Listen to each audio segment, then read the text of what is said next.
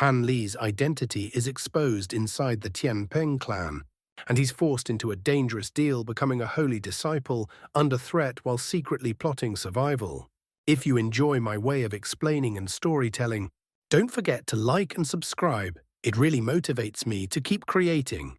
When Han Li saw this, a faint smile appeared on his lips. Without relying on any treasure, he merely flapped his wings and shot forward in a straight crystalline streak. As he moved, his figure blurred and vanished from sight. In his firebird form, the large bald man did not hesitate. He opened his mouth and expelled a surge of purple flames, instantly covering an area 30 meters ahead. Had Han Li remained within that range, he would have been engulfed. However, contrary to the large man's expectations, Han Li had never intended to target him. In a flash of white light, Han Li reappeared beside the enormous two-headed bird. Despite its massive size, the bird reacted with remarkable speed. The moment Han Li appeared, its worm-like head lifted and released a beam of icy light. Even before the beam reached him, the surrounding air crackled as fragments of ice began to condense. The cold within that beam rivaled Han Li's former celestial ice flames, possessing the ability to freeze even the air itself. In an instant, it closed the distance. A trace of surprise flickered in Han Li's eyes, but he simply waved his sleeve, releasing a cloud of grey mist to intercept it.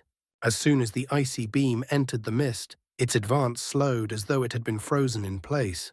Seizing that brief moment, a rainbow light flashed from Han Li's sleeve, and a palm as white as jade appeared. With a motion of his hand, 5 sinister skulls manifested for an instant. At the same time, rainbow flames surged from his palm, forming a brilliant display. After years of cultivating the 100 Meridian Refinement mantra, Han Li could now wield it with ease. He fully unleashed the power of the divine essence-fused mountain and the unbreakable Cinque Devils. Combined with the strength of his physical body, their power was amplified several times over, granting him force exceeding his current cultivation level by an entire tier. With a soft ringing sound, the icy beam broke through the divine essence-fused light and struck his jade-like palm. Yet the rainbow flames merely rotated effortlessly, absorbing the beam without resistance. Seeing this, the bird immediately raised its tiger head and released a transparent sound wave directly at Han Li. Humph! Han Li gave a cold snort. Golden light radiated from his body, enveloping him before the sound wave arrived. A dull rumble followed as the golden light collided with the sound wave, triggering a chain of explosions. Han Li paid no attention to the blasts. With several flashes, he broke through the attack and appeared before the massive bird, his fists already raised. The bird reacted fiercely. Twisting its body, it slashed forward with talons that gleamed with a chilling light. The sound of space tearing echoed loudly as if the strike sought to envelop Han Li entirely. His expression turned solemn. His fists flickered, one wrapped in grey light, the other in rainbow flames, as he met the attack head-on. 2 tremendous explosions rang out. The bird let out a sharp cry. Before its claw could close around Han Li, it disintegrated piece by piece under bursts of radiant light, ultimately dissolving into a cloud of blood.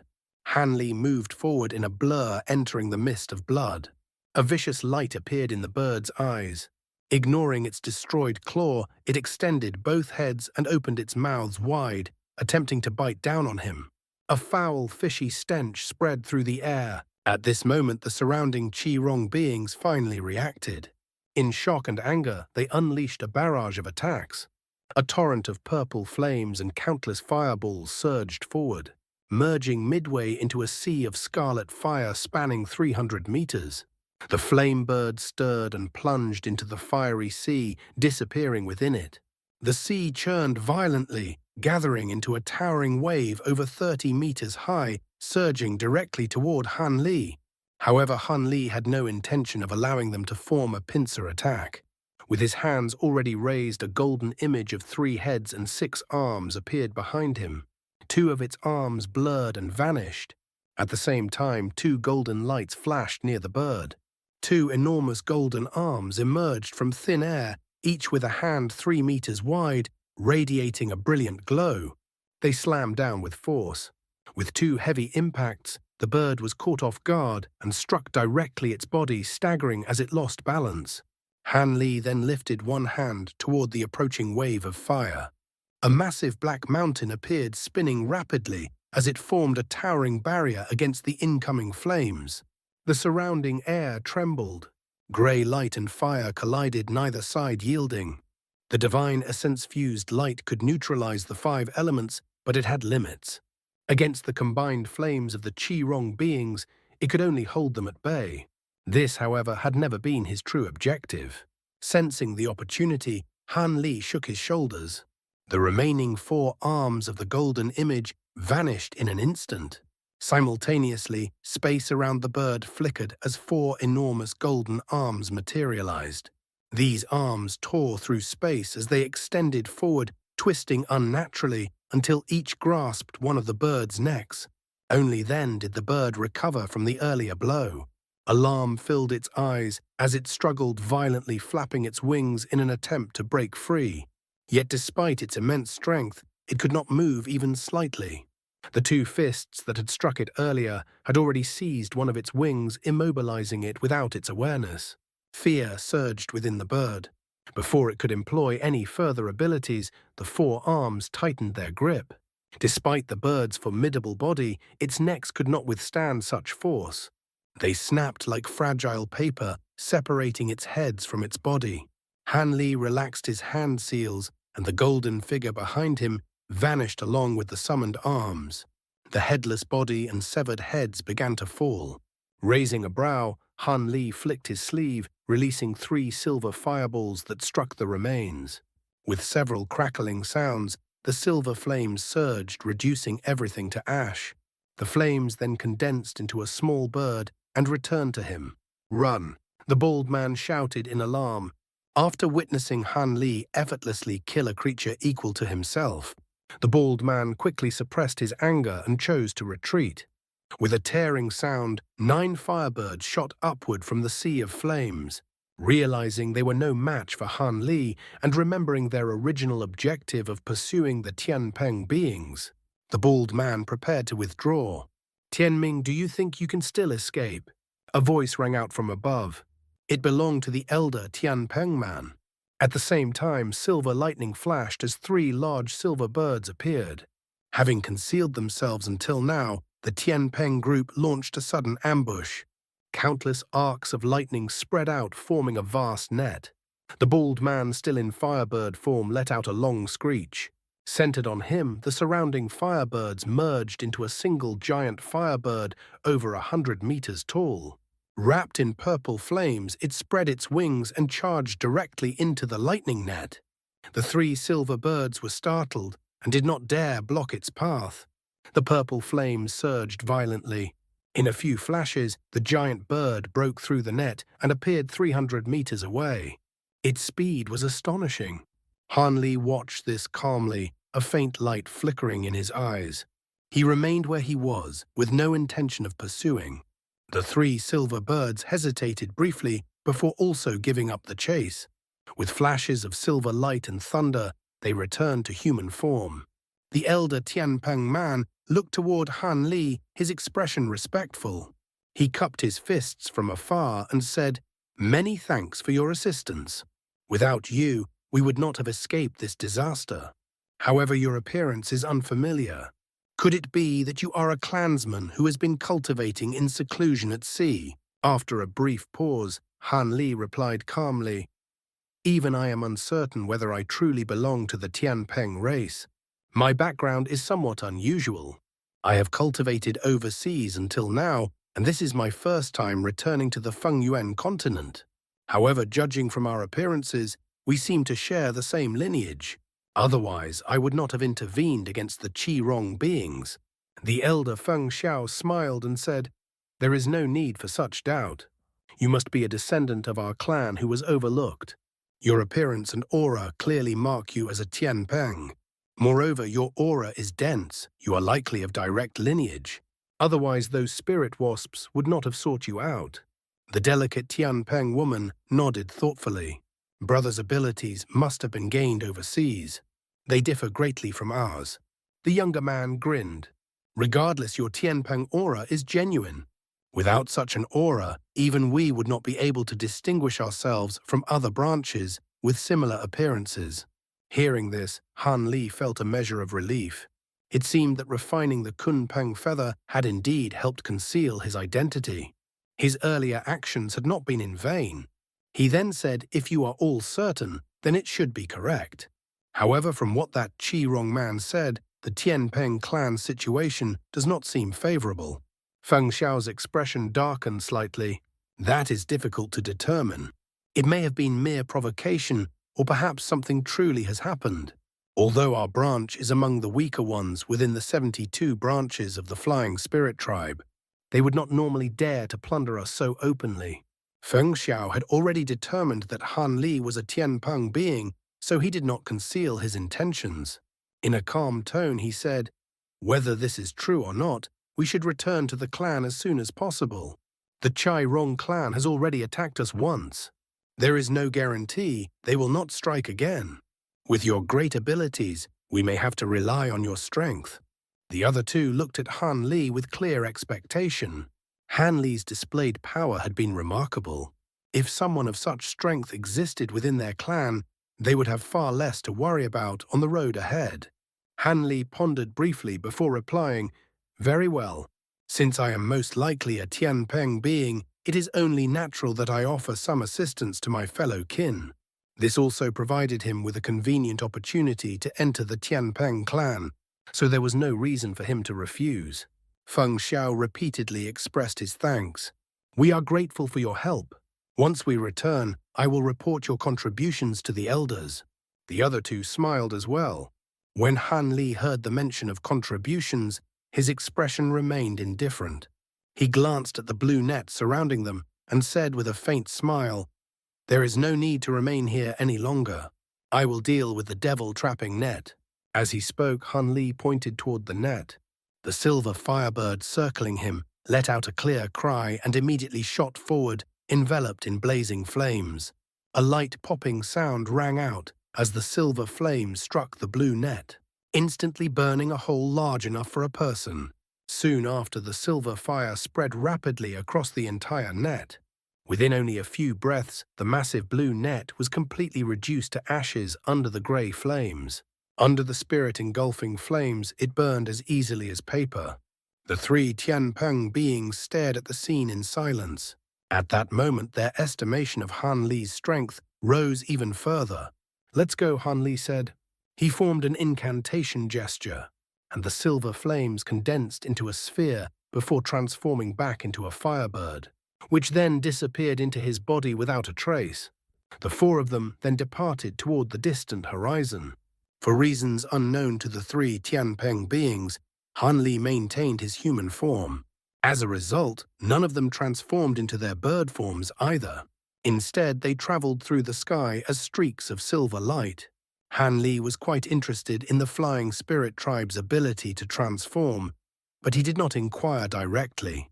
Instead, he used the excuse of having cultivated overseas for many years to indirectly gather information about the Flying Spirit Tribe and the Tian Peng clan. These were not considered secrets, so Feng Xiao and the others answered his questions without hesitation. Through their explanations, Han Li gradually gained a clearer understanding of both the Flying Spirit Tribe and the Tian Peng clan.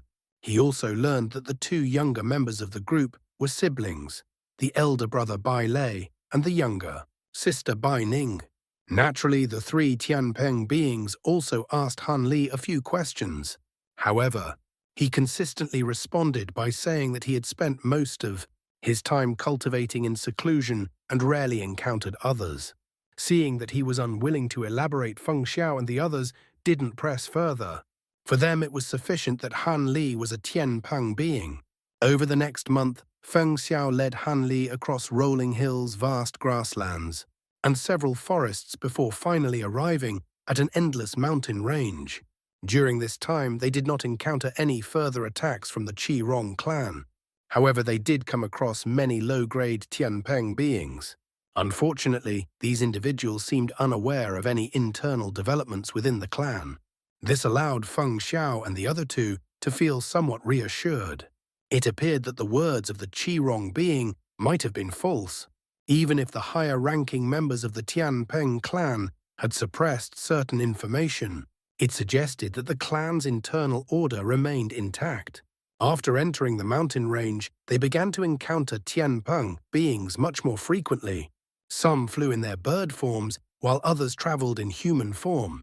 Hanley observed that although the shape and structure of their wings were identical, their colors varied. Most Tian Peng beings had azure or white wings, while others like Feng Xiao's group possessed silver wings. There were also individuals with golden or black wings, though these were extremely rare. Over the course of the journey, Han Li only saw 2 of each. Those with the common wing colors did not stand out in any particular way. However, the rare-winged individuals were treated differently. Despite having lower cultivation, the golden-winged Tian Peng beings were treated with great respect by Feng Xiao and the others, who took the initiative to greet them. In contrast, when encountering the black-winged beings whose cultivation was also lower, Feng Xiao and his companions maintained stiff expressions and simply ignored them as they passed. The black-winged beings likewise did not react. Hanley took note of this behavior and found it unusual. Based on his experience, it likely involved a taboo within the clan. It was not something he could casually inquire about. 3 days after entering the mountain range, they encountered a Tian Peng patrol squad. The squad consisted of about 30 members who flew forward to meet them. They were all clad in white bone armor and carried long silver spears. Judging by their auras, they were at the foundation establishment and core formation stages. Even so, as a patrol unit, they could be considered an elite force.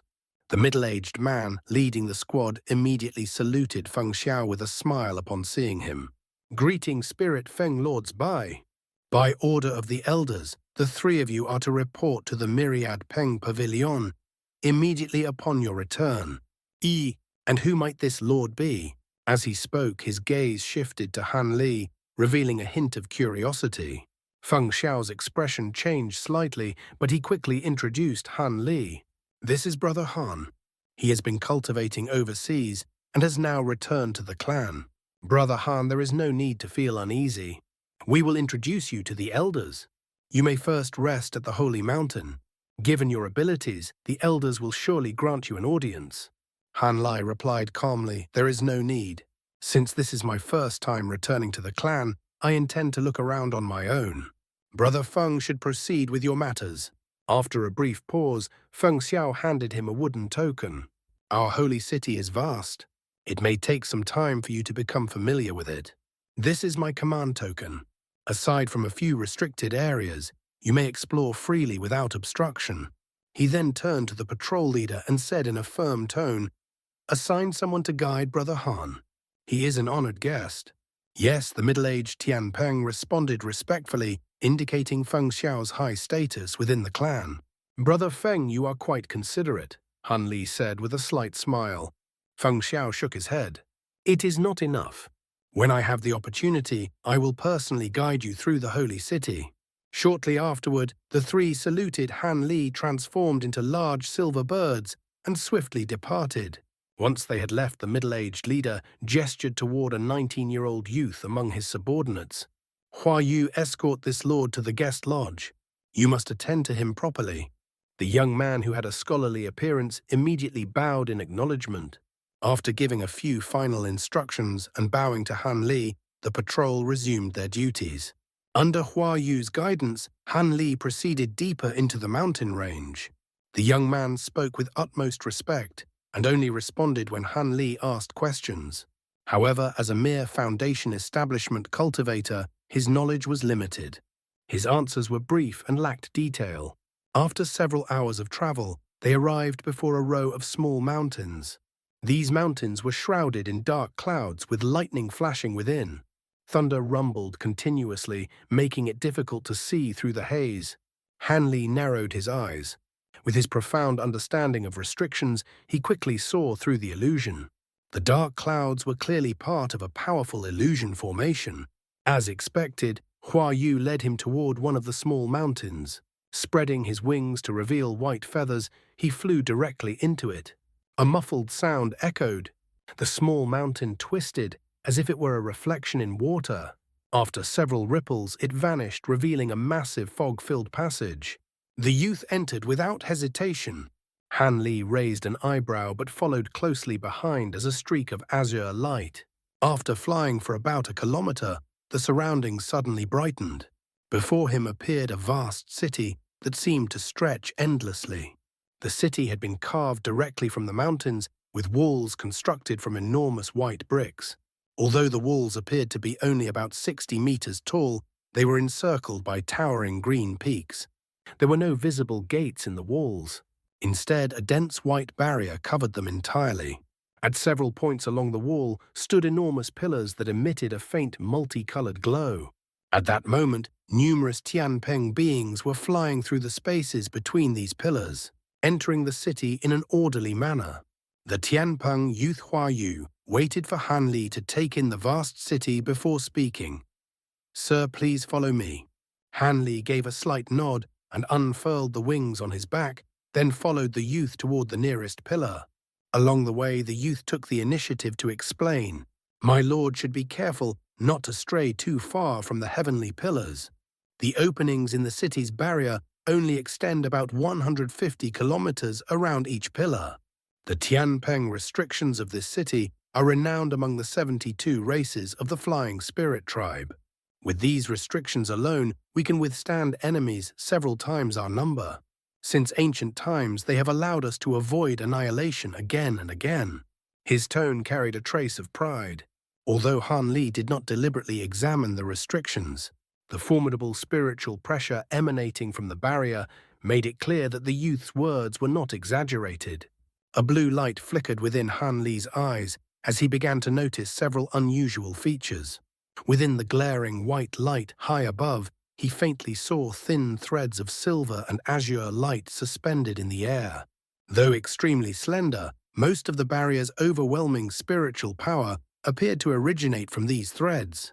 Han Li studied them carefully for a moment before continuing to follow the youth past the side of a massive pillar. Shortly after, the two entered the interior of the city. At a glance, the architecture was entirely different from that of human settlements. All the buildings were cylindrical, topped with conical roofs.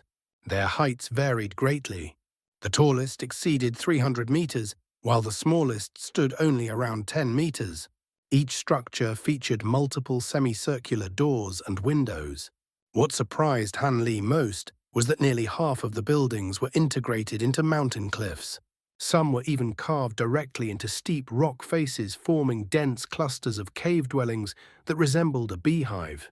The youth respectfully said, "Sir, the honored guest lodges are distributed across different areas of the city. Would you prefer to stay at the nearest one? It should currently be unoccupied." "It makes no difference. We will follow your suggestion," Han Li replied calmly. "Yes." The youth acknowledged and led Han Li forward at a low altitude, allowing him to observe the surroundings. Along the way, they passed numerous winged men and women. 2 hours later, they arrived at a large cluster of buildings and landed on a nearby platform. The platform was connected to a circular 3-story structure. As soon as they landed, 2 young women with white wings hurried out and bowed. "So it's Big Brother Hua Yu. Will this lord be staying at the honored guest lodge?" After recognizing them, Hua Yu spoke in a serious tone. "Bai Kui, this is Lord Han. He is an honored guest of Spirit Feng Xiao. You must attend to him properly." A hint of surprise appeared on the young woman's delicate face. She quickly bowed again. "A guest of Spirit Feng Xiao. I will certainly serve this lord well." Han Li glanced at her and sensed that her aura was only at the chi condensation stage. He gave a slight nod and walked into the building. The young woman lowered her head and followed closely behind. Hua Yu did not dare to enter and remained outside. A moment later, Han Li's voice came from within. "This will suffice. You may leave." Hua Yu felt relieved. After offering a farewell, he took his leave and flew away. On the 3rd floor, Han Li stood behind a semicircular window, narrowing his eyes as he watched the youth depart in the distance. Bai Kui stood about 10 meters behind him, appearing somewhat restrained.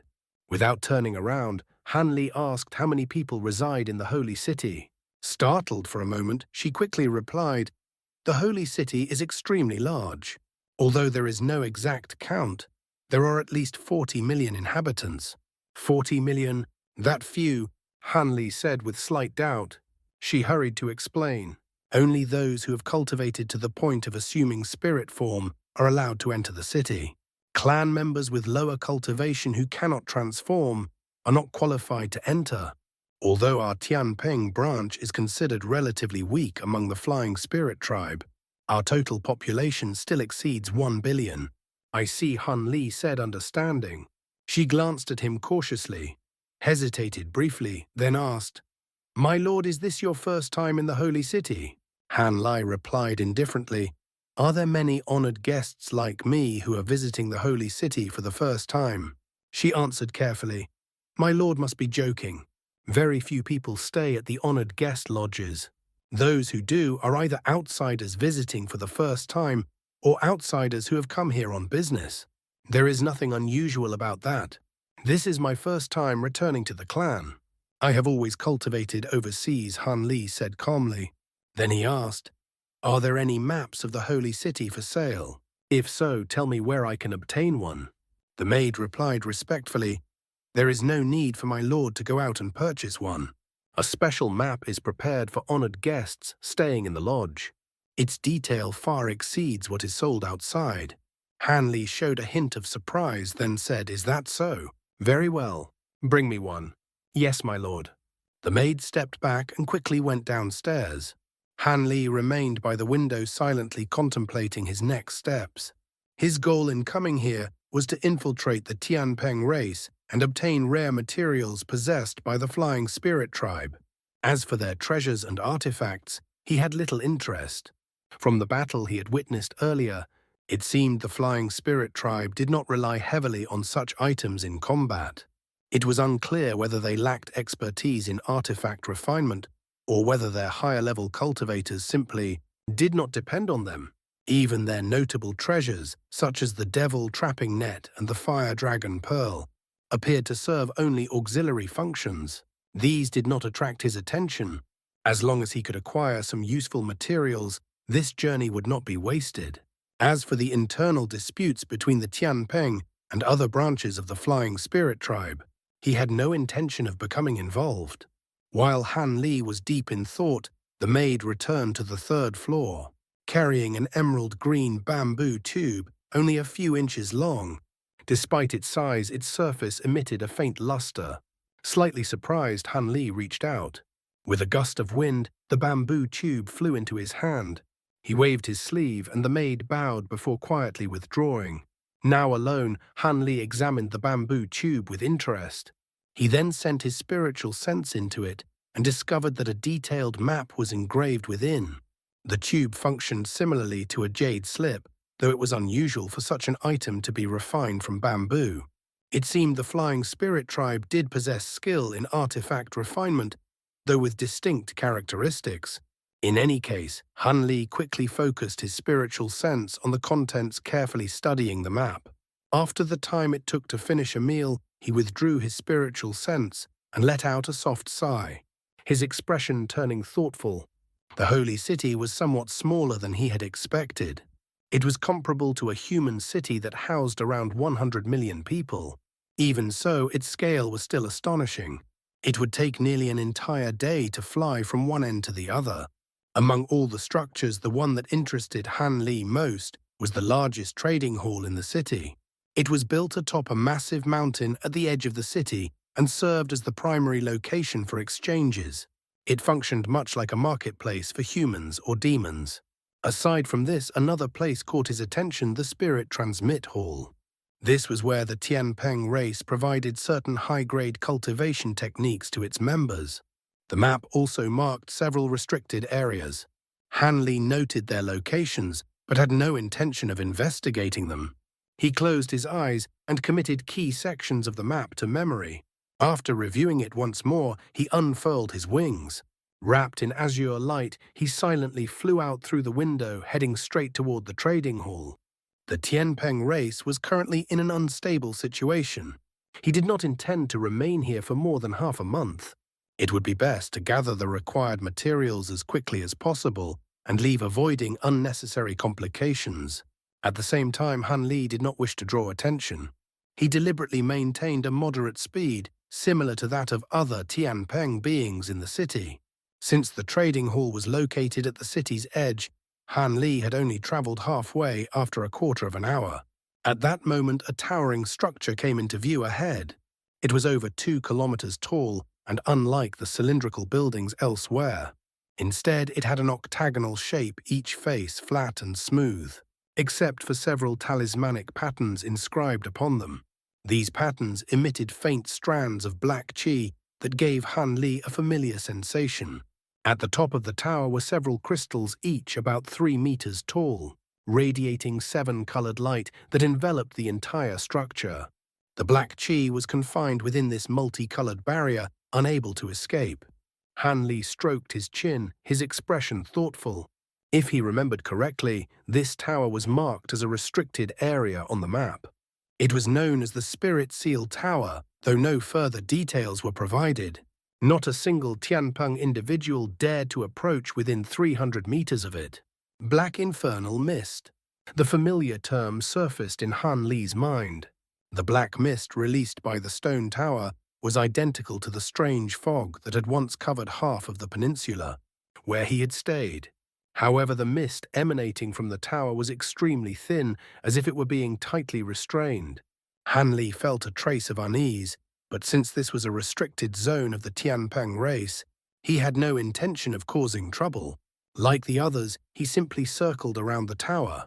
Yet as he passed by it, a surge of aura suddenly burst from within the structure.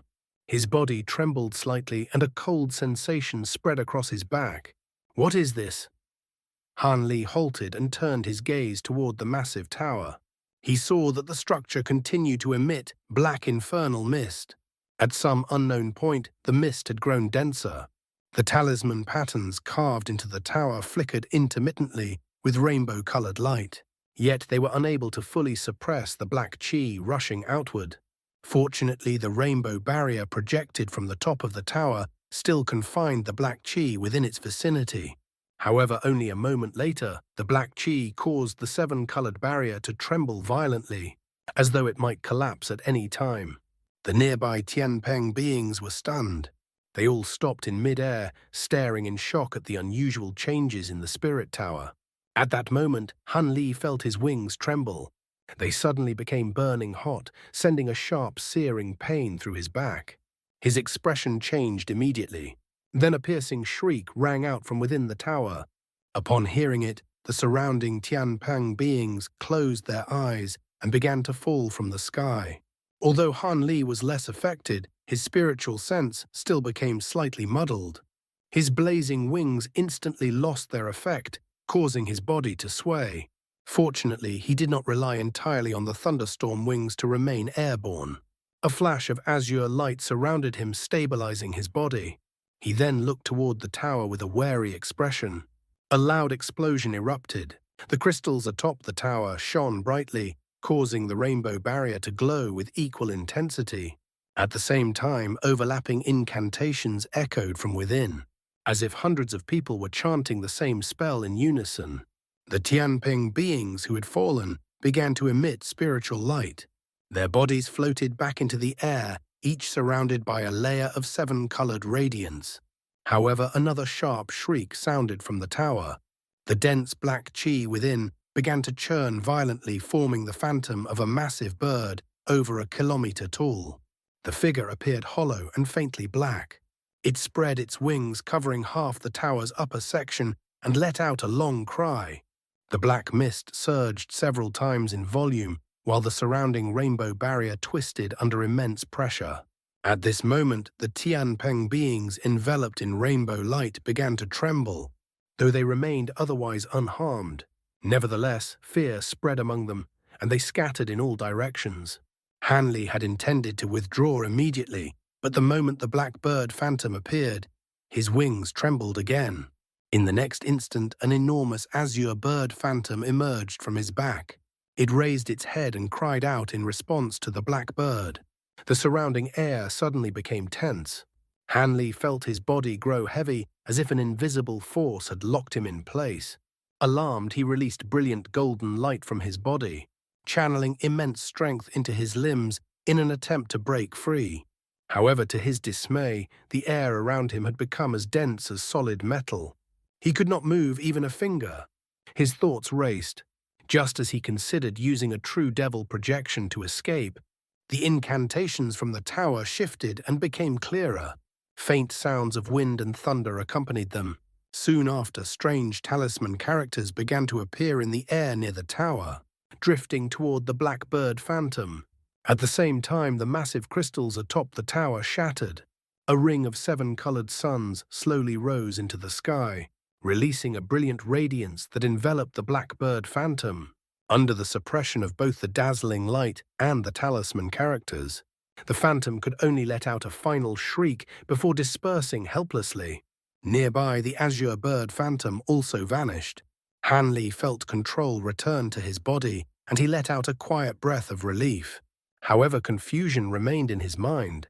Aside from differences in size and color, the azure bird phantom and the hollow black phantom shared the same shape.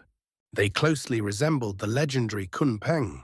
Could it be that a Kun Peng was sealed within the tower? As this thought arose, Han Li immediately considered leaving the area. But after glancing around, he gave a wry smile and chose to remain still. More than a dozen balls of light had already emerged from the tower. With a few flashes, they stopped 100 meters away from him. At this distance, he could clearly see Tian Peng beings within the lights. If he fled now, it would only make him appear suspicious. After a brief consideration, he decided to wait and see. He swept his gaze across them and noticed that 2 of the figures were at the late deity transformation stage, while the others were only at the early or mid stages. A trace of apprehension rose in his heart, and he remained motionless in the air. With several gusts of wind, the group unfolded their wings and appeared before him in an instant, surrounding him on all sides. Among the 2 elders leading them, one had a pair of white wings, while the other's wings were faintly golden. One had a gentle expression, while the other appeared stern. However, both were staring at Han Li with unusual intensity. Although Han Li did not truly fear them, the situation still made him cautious. He forced a faint smile and asked, "May I ask why you have surrounded me?" To his surprise, the white-winged elder spoke politely. "May I know your honored name, fellow Taoist? Your face is unfamiliar. Have you recently entered the holy city?" After a brief pause, Han Li replied, "My surname is Han. I have been cultivating overseas and only arrived in the city today." Seeing that the Tian Peng beings showed no immediate hostility, he chose to answer, "From overseas? And you just entered today?" The elders were clearly surprised.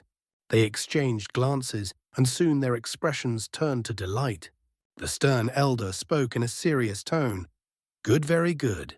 No matter your origin, your Tian Peng Chi is exceptionally strong, enough to resonate with the Kun Peng spirit within the tower.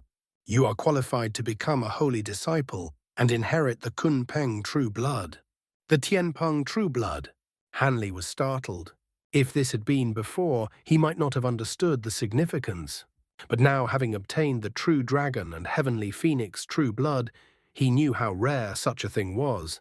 For a moment, he was taken aback by this sudden opportunity. However, his expression soon turned uncertain. He was not truly a Tian Peng being. How could he become their holy disciple? Once examined closely, his disguise would inevitably be exposed. At that time, not only would he fail to obtain any true blood, he would also provoke the hostility of the entire Tian Peng race. Han Li gave a dry laugh and shook his head. "You must be mistaken. I come from an ordinary background. I do not possess the qualifications to inherit such a thing. The disturbance at the tower was not caused by me." The golden-winged elder seemed to ignore his denial. He smiled and said, "There is no need to refuse, Brother Han. A projection of a true spirit appeared from your body. We observed it clearly from the tower. There is no mistake. You must meet with the elders. Becoming a holy disciple is a matter of great importance." Han Li inwardly cursed. He glanced around and saw the Tian Peng beings looking at him with excitement and determination. I am truly not a holy disciple. Whether you believe me or not is your choice. However, I have urgent matters to attend to and must take my leave. Having made his decision, he spoke quickly and turned into a blur. He flapped his wings, intending to escape. But at that moment, a woman's voice sounded. Outsider, stop. Do you truly intend to leave? If so, leave your wings behind. The voice was soft and gentle, yet when Han Li heard it, his spiritual sense trembled violently. As if struck by thunder, his expression immediately darkened. As the words fell, the nearby space distorted. A slender figure appeared silently 10 meters above him. It was a woman in white robes with golden wings. Han Li looked at her and a chill ran through him. Her appearance was ordinary, but a faint radiance flowed across her body. Her aura was unfathomable. She was clearly a mid-stage body integration cultivator. Han Li's eyes widened. We pay our respects to the Grand Elder. The Tian Peng beings at the deity transformation stage immediately bowed upon her arrival. This woman was the Grand Elder of the Tian Peng race. Han Li felt his throat grow dry. The woman spoke calmly. I will handle this person. Return to the tower and reinforce the seal. Calm the holy Kun Peng spirit, as you command. Without hesitation, the others obeyed and departed at once. The woman then turned her gaze toward Han Li. A faint glint flashed through the young woman's eyes as she spoke in a calm tone. This is not a suitable place for discussion. Follow me. She then turned and slowly flew away. Han Li's expression shifted slightly, but after a brief pause he chose to follow her without resistance. Faced with a formidable existence at the mid-body integration stage, and within the holy city of a foreign race, he had no opportunity to escape. Since she had not shown any hostility, compliance was his only rational choice. The young woman appeared as calm as a gentle breeze, as though she harbored no trace of anger. Yet her speed was astonishing. Han Li was forced to exert most of his strength just to keep up. He suppressed the surge of thoughts in his mind and focused entirely on maintaining his pace. After flying for the time it took to finish a meal, the young woman brought him to a solitary cylindrical structure over 100 meters tall. We pay our respects to the Grand Elder. 2 delicate Tian Peng women stepped out from the entrance, their expressions respectful. The golden-winged young woman gave a slight nod and entered. Han Li followed closely behind. Upon entering, he found the interior far simpler than expected. Aside from a stone table and several stone chairs, there was nothing else. With a wave of her hand, the young woman dismissed the 2 attendants. She then sat down and spoke faintly. Sit. I have questions for you. Han Li remained composed and replied, How could I sit in the presence of senior? I will remain standing and listen attentively. Do as you wish, she replied indifferently. Han Li stood upright, his posture straight and unmoving. After a brief silence, she asked, Are you a human cultivator? Slightly startled, Han Li responded cautiously, Has senior visited the human territories before? She answered in fluent human language, Naturally. I have even met one of your 3 sovereigns, the Spirit Sovereign.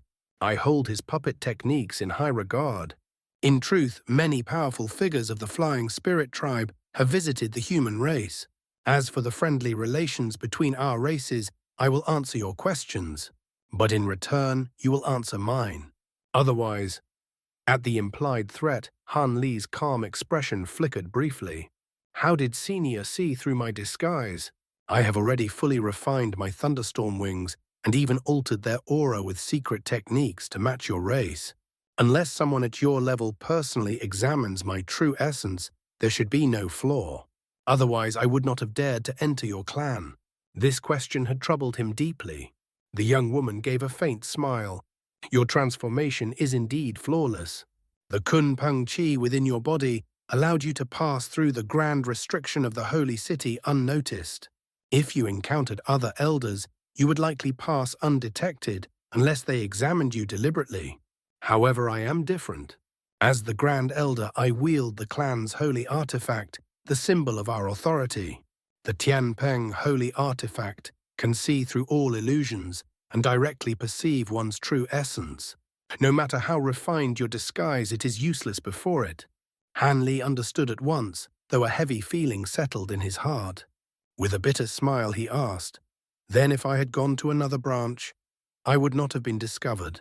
The young woman replied indirectly, "Among the 72 branches, only the Yushui race possesses a similar holy artifact." Han Li fell silent for a moment before asking, "What is the connection between the holy disciple, the Kun Peng true blood, and what is sealed within the Spirit Seal Tower?" She explained calmly, "Within the Spirit Seal Tower is sealed half of the holy soul of a Kun Peng true ancestor, obtained at immense cost during our tribe's golden age. By relying on this holy soul, our Tian Peng race has survived until now. The specifics are not something you need to know. As for the holy disciple, it is simply a title given to those with the potential to inherit true blood. If one successfully inherits the holy true blood and passes the trial, they may become the race's holy master." Han Li showed no visible surprise. He had already reached similar conclusions and had little interest in probing further. The young woman observed him briefly before continuing, "Since you have no further questions, it is now my turn. The wings you possess should have been refined from something related to a Kun Peng. That is what caused the Holy Spirit within the Spirit Seal Tower to stir. Such an occurrence is extremely rare." Han Li frowned slightly and replied honestly, "It was nothing special. I only refined a fragment of a Kun Peng feather." "A Kun Peng feather," she said with doubt. "Even a complete feather should not provoke such a reaction." "I do not understand it myself," Han Li admitted. After a brief moment of thought, she said plainly, "Hand over the wings for inspection." Han Li's heart sank.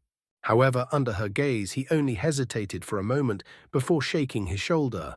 A flash of white light appeared, and the wings vanished, reappearing moments later in miniature form in his hand. He raised his hand and presented the crystalline wings. His decisiveness surprised the Grand Elder.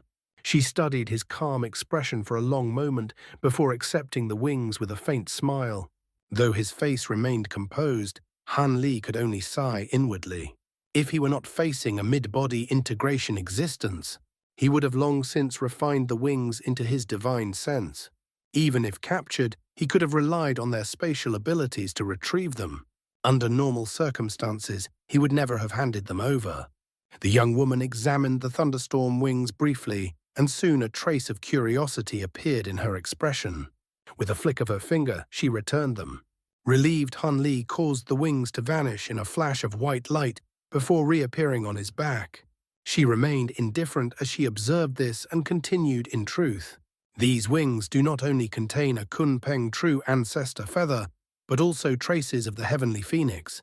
I have a general idea of how this came to be, but I would like to hear how you obtained the Kun Peng feather."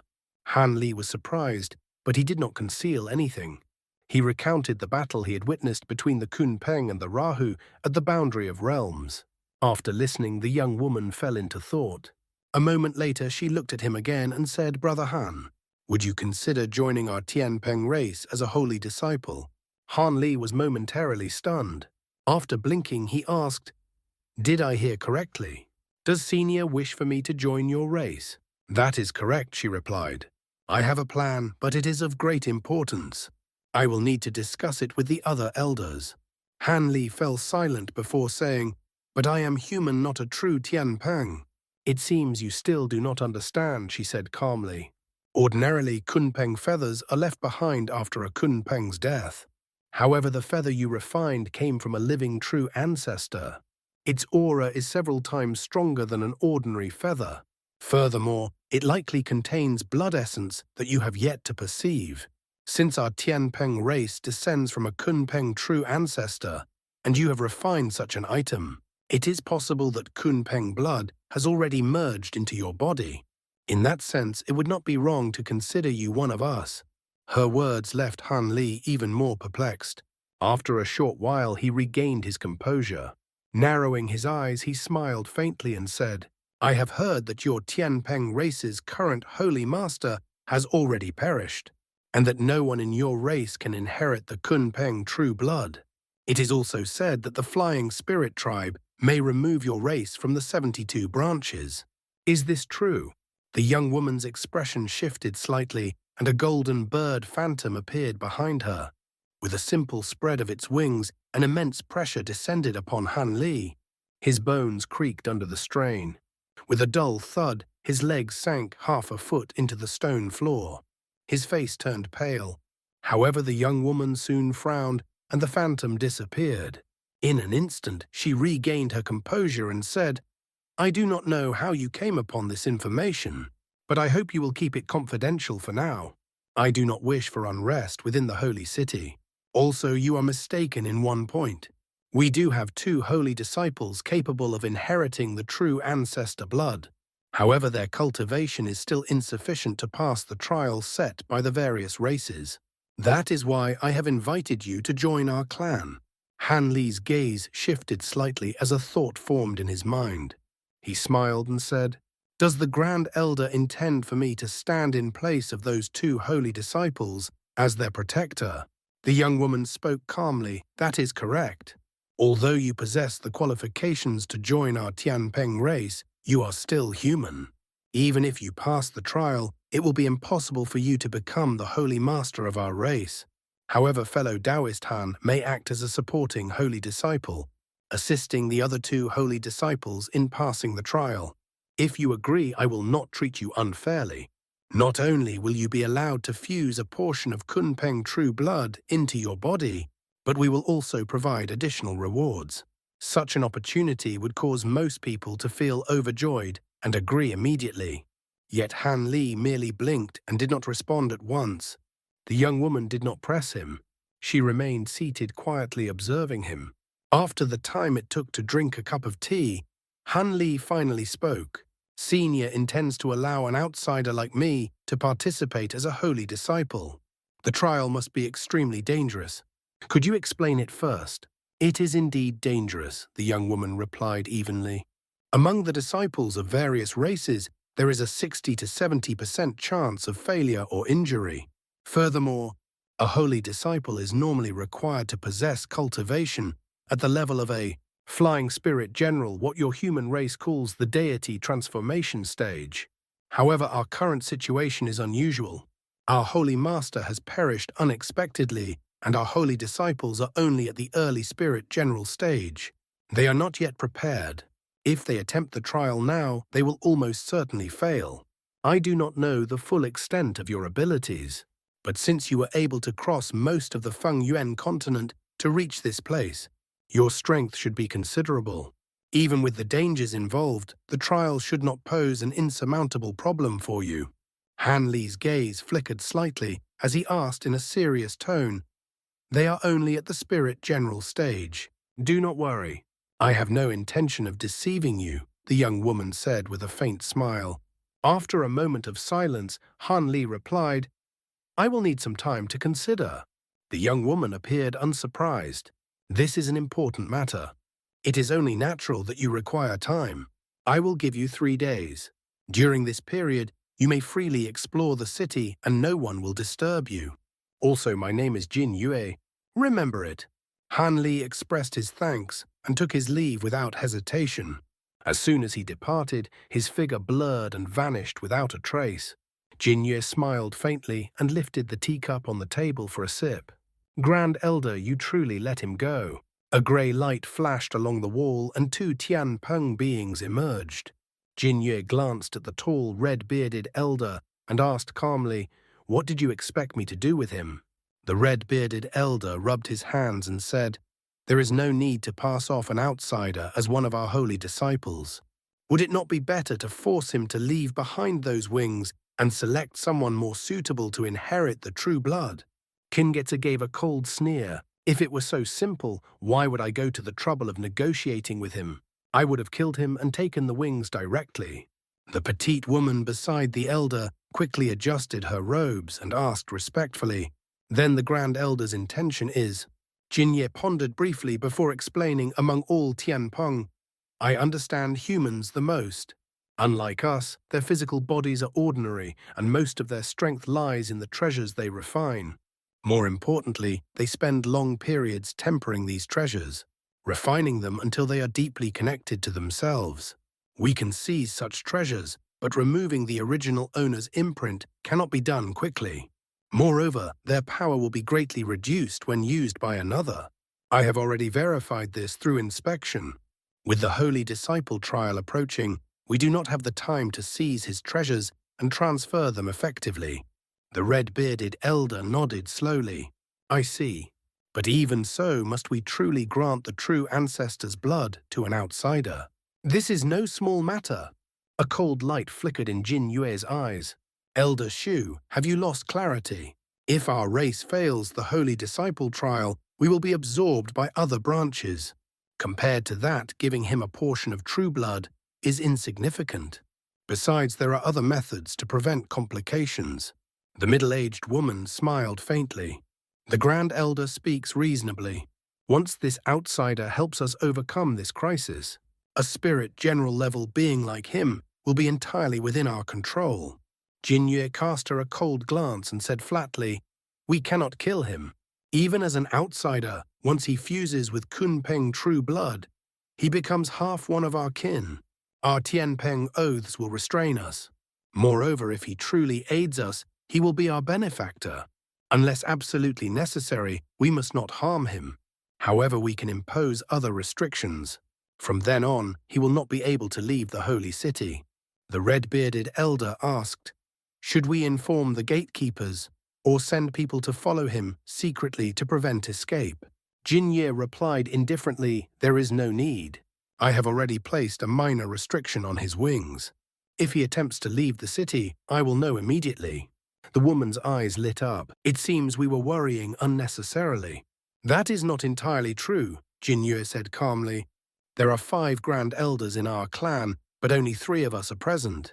Matters concerning the survival of our race must be carefully discussed. Otherwise, I would not have summoned you in secret. Do either of you have objections?" "None." "The Grand Elder's method is sound," both elders replied at once. Kingex nodded slightly. From the beginning, none of the 3 Tian Peng elders had considered the possibility that Han Li would refuse. To them, this was only natural. Han Li was merely an outsider at the deity transformation stage. How could he reject their proposal? At that moment, hundreds of kilometers away, Han Li was flying at low altitude. His expression remained calm as he occasionally glanced at the buildings below with mild interest.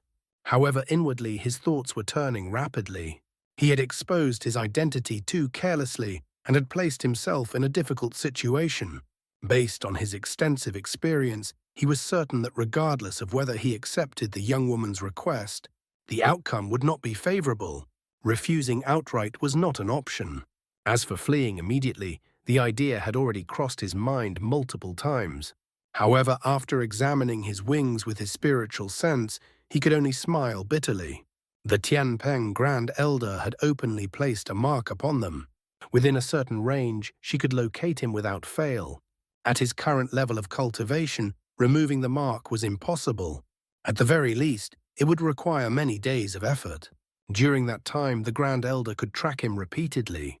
It seemed his only viable choice was to negotiate terms that could ensure his safety.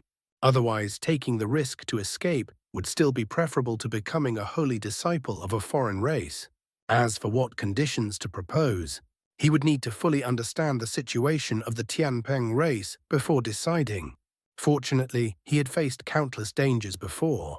Even under such pressure, he remained calm and composed.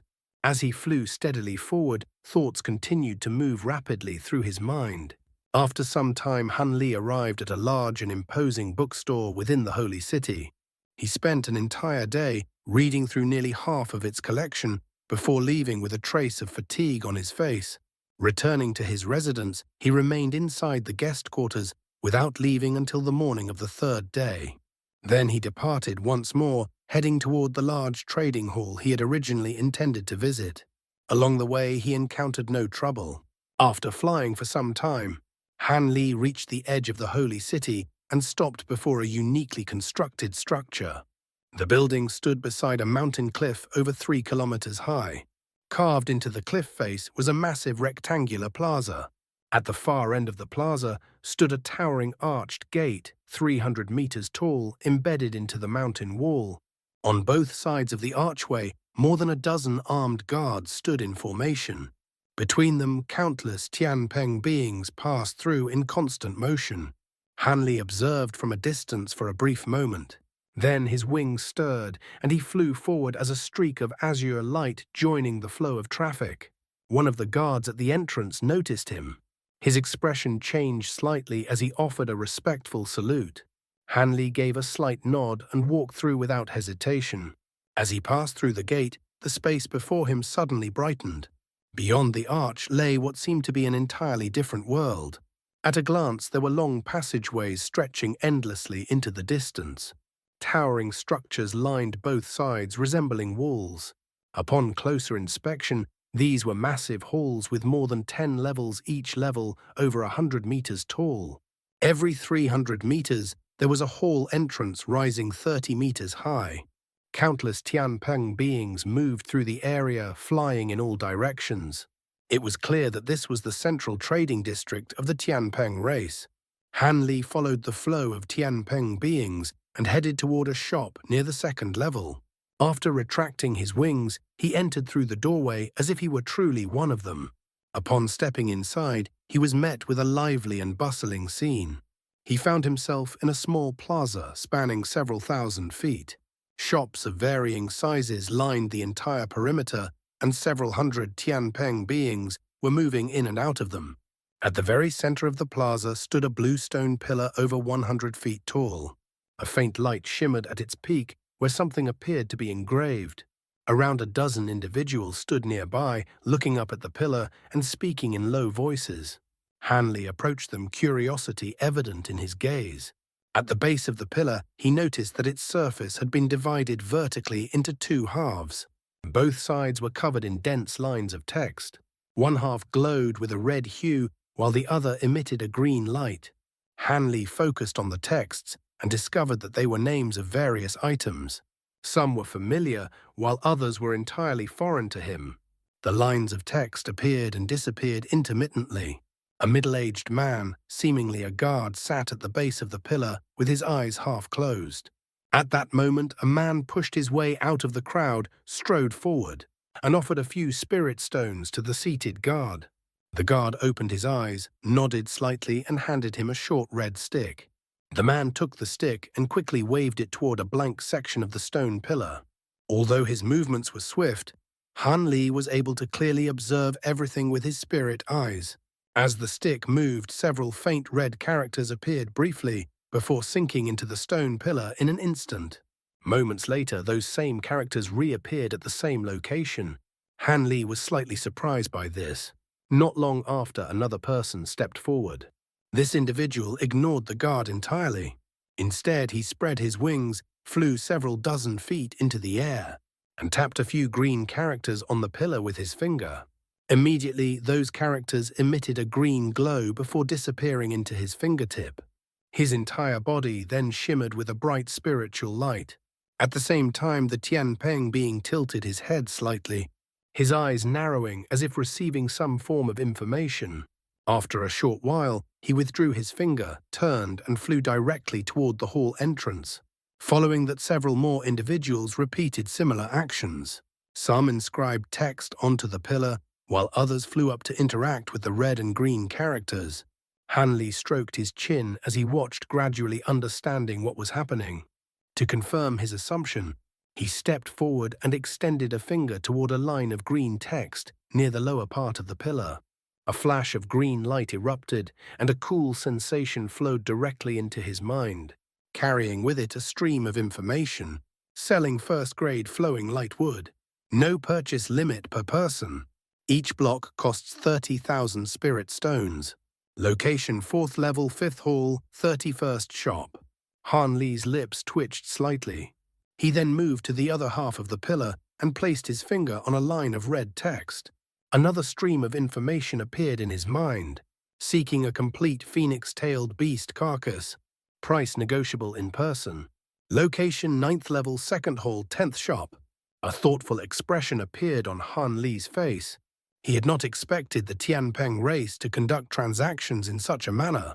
It was now clear that the texts on the pillar were essentially announcements for buying and selling valuable items. The pillar functioned as a centralized directory, greatly simplifying exchanges between buyers and sellers. Moreover, the structure itself didn't seem particularly complex. There was no apparent reason why such a system could not be implemented in human markets as well. With this in mind, Han Li stepped back and began carefully examining the green lines of text, which represented items available for sale. He intended to see if anything would be of interest to him. Due to differences between the human race and the Tian Peng race, many items were referred to by different names. However, most valuable items still retained similar or identical names across both races. In particular, certain materials that were highly prized by both sides were known by exactly the same terms. This had once surprised Han Li when he first learned the language of the flying spirit race. However, he had never attempted to investigate the reason behind it. Now he simply observed the pillar in silence, searching for anything noteworthy. Suddenly his gaze locked onto a newly appeared line of green text, and his heart began to beat faster.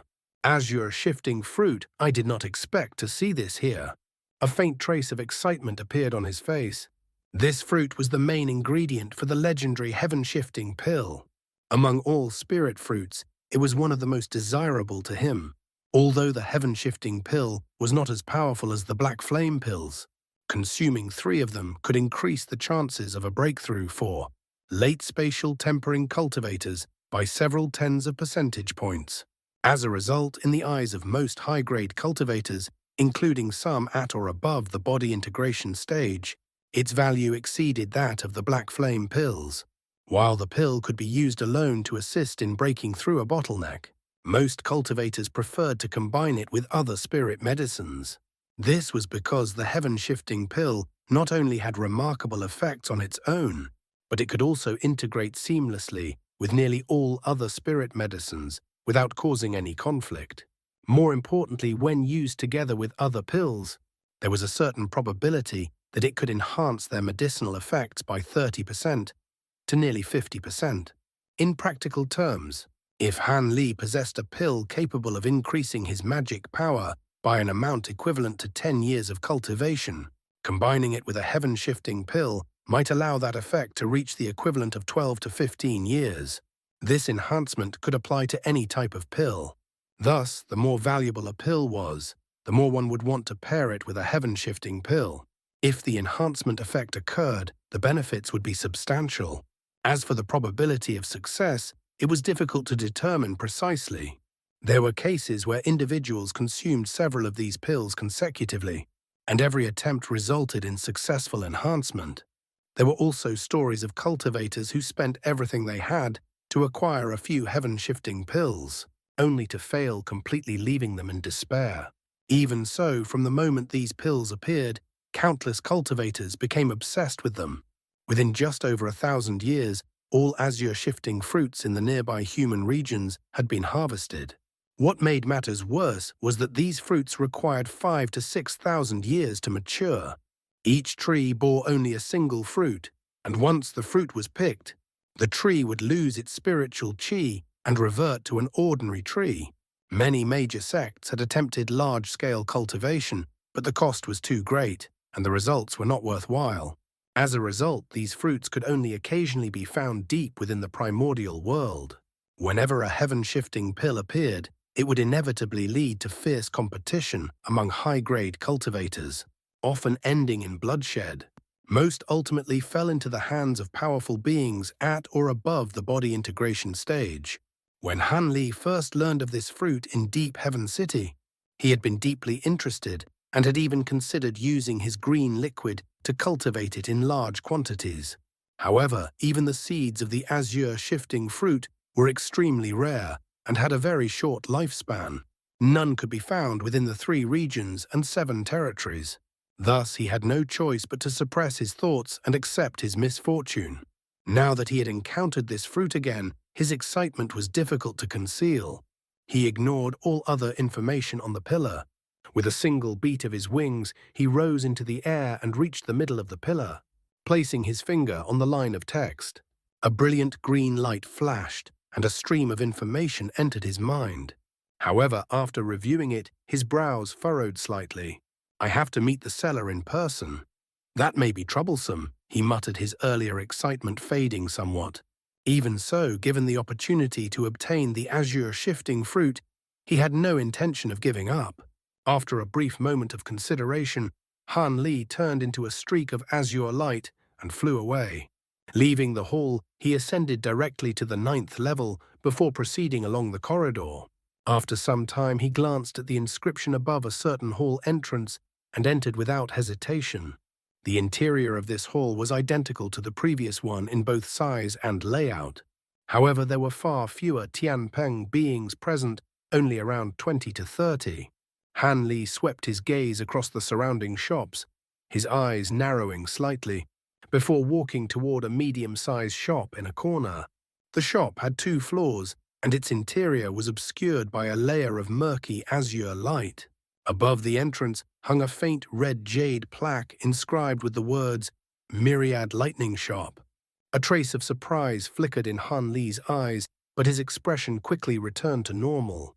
Without hesitation, he stepped through the light barrier and entered the shop.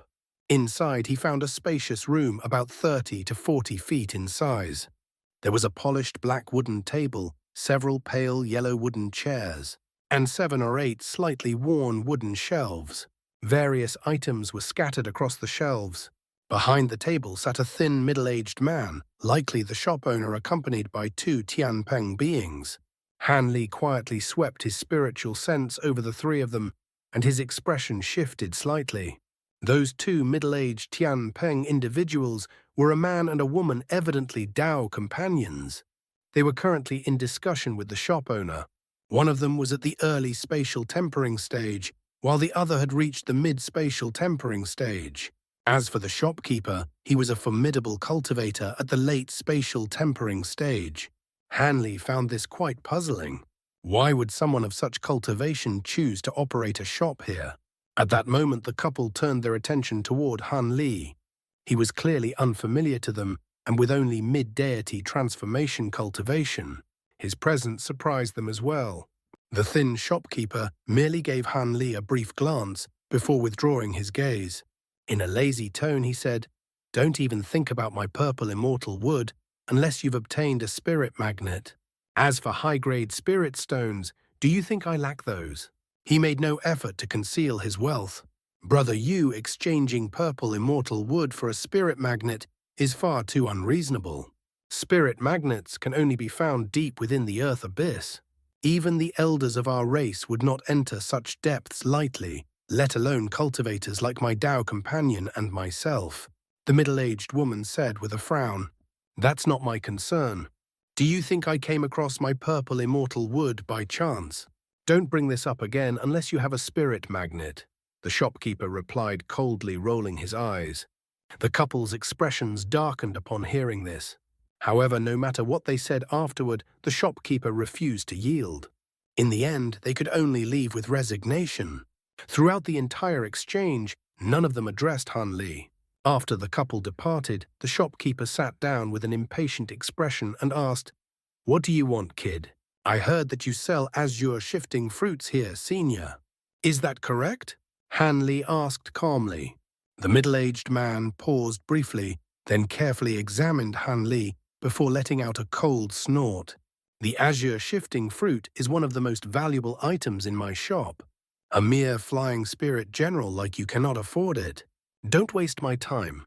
How would you know whether I can afford it if you don't state the price, senior?" Han Li replied with a faint smile, showing no intention of leaving. "Humph. It seems you need to be driven out by force." The shopkeeper suddenly grew furious and flapped the silver wings on his back toward Han Li. A dull thump rang out as a surge of immense force swept forward, causing the surrounding air to tremble and buzz. Han Li's eyes narrowed slightly, but he did not dodge. Instead, he raised his hand and brought it down like a blade. A streak of golden light flashed effortlessly, slicing through the incoming force. The remaining power brushed past him on both sides and struck the structure behind him with a loud boom. "Oh!" No wonder you have some confidence. You're not entirely without ability, the thin shopkeeper said, clearly surprised. May I now hear your price, senior? Hanli asked again, his expression calm. Very well. You do have some qualification, but you are still too arrogant if you think you can meet my conditions. The shopkeeper replied indifferently. You'll have to state the conditions first, before I can judge Han Li, said, still wearing a slight smile. Since you're so confident and I have no other customers at the moment, I might as well tell you. You should already know how rare the azure shifting fruit is. If you want it, you have 3 options. Satisfy any one of them, and the fruit is yours, the shopkeeper said, as his expression softened slightly. 3 options. Then the requirements must be quite demanding, Han Li remarked with a wry smile. At least you understand. If you can provide a legendary infernal lotus flower or a dark blood crystal, I will hand over the fruit immediately, the man said with a cold chuckle. Those items are only rumored to exist. It is not even confirmed whether they can be found in this world. I do not possess them, Han Li replied, shaking his head. Only rumors. A mocking sneer appeared on the man's face. If you think that is impossible, then the second condition should be within reach. If you can produce 500 to 600 top-grade spirit stones, I may consider selling the fruit to you. 500 to 600 top-grade spirit stones. Senior, even the elders of the Tian Peng race likely cannot produce such an amount. I cannot meet that condition either, Han Li said, his expression darkening slightly. If the requirement had been around 100, he might have managed by selling his spirit medicines. But 500 to 600 was far beyond consideration. The fruit is mine. If I deem it worth that price, then that is the condition, the shopkeeper said calmly. Han Li had no rebuttal. If you cannot meet the first 2, then the third will likely be even more difficult. Do you still wish to hear it? The man asked coldly. Please tell me, Senior, Han Li replied. A peculiar look appeared in the shopkeeper's eyes.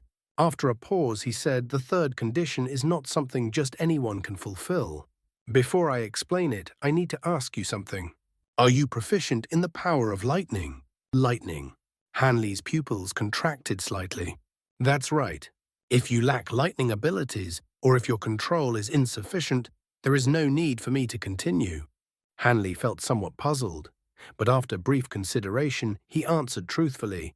I am fairly proficient in lightning techniques. Words alone mean nothing. Show me, and I will decide whether you are qualified, the shopkeeper said. Very well. Han Li gently flapped his wings. A loud thunderclap erupted as countless arcs of silver lightning appeared across his wings. The lightning intertwined rapidly, condensing into over a dozen spheres in the blink of an eye. Each sphere was about the size of a fist, crackling with unstable energy. The power within them caused the shopkeeper's pupils to contract, and a trace of satisfaction appeared in his eyes. You are not exaggerating. Your lightning control is indeed impressive. You are qualified to hear the final condition. It is simple. You do not need to offer anything in exchange. You only need to help me tame a lightning-attributed spirit beast. A spirit beast? Han Li's eyes flickered with surprise and interest. You think it's easy? The man shook his head. This beast is quite special. I have already captured it, but I have been unable to tame it. I have sought help from many others, but all have failed. Some lacking sufficient lightning ability were even injured by backlash. However, with your proficiency, it may be possible. Still, I must warn you, I bear no responsibility if you are injured or killed. A lightning-attributed spirit beast. May I know what kind? Han Li asked, frowning. I cannot disclose that yet. If you agree, I will take you to see it and you will understand. Then the man replied, a cunning glint in his eyes. Han Li stroked his chin, unsettled by the vague answer. Still, he quickly evaluated the situation. The man was a late spatial tempering cultivator, yet even he could not tame the beast. It was clearly extraordinary. However, aside from withholding its identity, he had been straightforward. The offer appeared sincere. After a moment of thought, Han Li spoke again. What exactly do you require me to do when you say tame? You only need to subdue it so that it accepts my master recognition ceremony, the man replied without hesitation. If that is all, I am willing to assist, Han Li said promptly. Good. I need to prepare some things for the ceremony. Return here in 4 days, the shopkeeper said with a slight smile. I will do so. Farewell for now, senior. Han Li cupped his fists and left the shop. The middle-aged man stroked his goatee as he watched Han Li depart, a hint of anticipation in his eyes. After leaving the shop, Han Li did not immediately exit the exchange center. Instead, he returned to the stone pillar used for information exchange, hoping to find other items of interest. Only at closing time did Han Li finally leave a faint smile on his face. He had gained quite a lot during this visit. Aside from the notice regarding the azure shifting fruit, the stone pillar listed many rare materials seldom seen among humans. Some were used for artifact refinement, while others were spirit medicines and fruits. Among them was a particular spirit medicine that served as a key ingredient alongside the golden marrow crystal insect. In refining the provenance true devil projection, this discovery pleased him greatly. If he could locate the remaining 2 ingredients, he would have everything needed to manifest the true body. With this in mind, Han Li transformed into a streak of azure light and flew into the distance. The following day would mark the 3rd day since his agreement with the Grand Elder of the Tian Peng race. Yet as he flew through the sky, Han Li maintained a faint smile, as if he had already set that matter aside. Have you agreed to join our Tian Peng race? The young woman asked, her eyes bright and steady. If I refuse, I won't be allowed to leave, correct? Han Li replied with a faint sigh, his tone calm but resigned. At this moment, he was seated within a pavilion, alongside the young woman, an elderly man, and another beautiful woman. The 2 elders, both newly advanced to the early body integration stage, were examining the thunderstorm wings on his back with undisguised desire. You've made a wise decision, fellow Taoist Han. As long as our race's holy disciple passes the trial, we will certainly repay you, the young woman said. Though her voice carried a hint of delight, her composure suggested she had long anticipated his answer. If the trial is truly as you describe, then my contribution may not be significant. However, I do not wish to be left entirely at your mercy once I have served my purpose. I have 2 conditions. If you can accept them, I will assist your holy disciple without hesitation, Han Li said evenly. Conditions. Speak, the elderly man said, his brows slightly furrowed. I want a Kun Peng relic and the right to record my name on a replica scroll of the Tian Peng vow, Han Li replied with a faint smile. The expressions of all 3 Tian Peng beings changed at once. You know of these? The elderly man asked sharply. That is impossible. Our race possesses only a dozen or so Kun Peng relics, all left behind by past Grand Elders upon their passing. How could we give one to you? As for the Tian Peng vow, we have only 3 replica scrolls, and none have space for an additional name. The elderly man refused immediately, his expression darkening. Both items are of great importance to our race. Would you consider other conditions? The beautiful woman asked. The young woman remained silent, her expression thoughtful. I do not seek the Kun Peng relic for personal gain alone. Only by consuming it can I comprehend Kun Peng power and manifest a Kun Peng body. Only then can I convincingly assume the identity of your holy disciple without exposing flaws to other races. With the relic combined with the Kun Peng feather and true blood, I have already fused. I should qualify to inscribe my name on the Tian Peng vow. That is the only assurance I can accept that your race holds no ill intent toward me after this matter concludes, Han Li said calmly. How do you know all this? Did someone from our race reveal it to you? The elderly man asked coldly. That is unlikely. Fellow Taoist Han spent an entire day in the omniscient pavilion. He must have learned this from the records there.